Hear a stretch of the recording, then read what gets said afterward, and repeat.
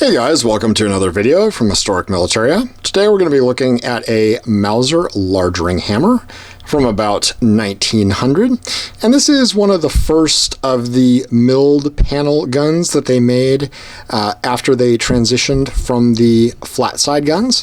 And the interesting thing about this is you can tell that because there's actually no Mauser address stamped onto the right side of the gun like would normally be done on pretty much every other Mauser. So right around in the 30,000 serial number range, there were still some flat sides being put out, and then Mauser decided to mill out the panels as you see. And on the first few hundred guns, they actually didn't stamp anything there, so they just left it like that. It is an interesting variant, just kind of one of the things that Mauser was doing. They still hadn't standardized their guns completely, so they were going to the milled panels, didn't have anything that they were stamping on it, so eventually they would stamp the Waffenfabrik Mauser that they stayed with basically through the end of production.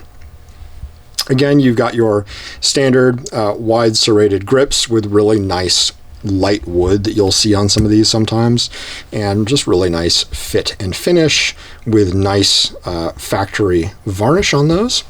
This gun is in pretty high condition. It is a VLD gun, so it came to America early on in about 1900, maybe 1901, and was sold on the American market, so obviously it didn't go to war, it wasn't brought back as a souvenir or anything like that. It's probably stayed in America its entire life. That's why it's in the condition that you're looking at it now.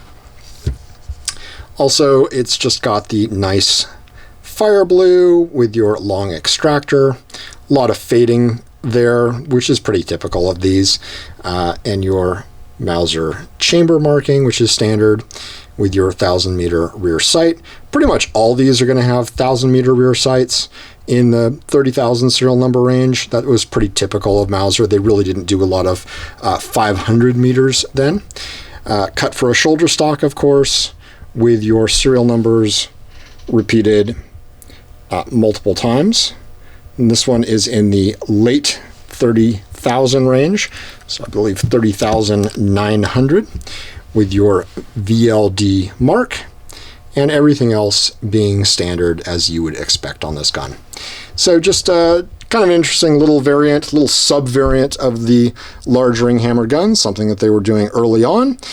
No address mark, so if you see one like that, that is not anything to be concerned about. It's just a little variant that Mauser was doing before they standardized. As always, remember to like and subscribe, and thanks for watching.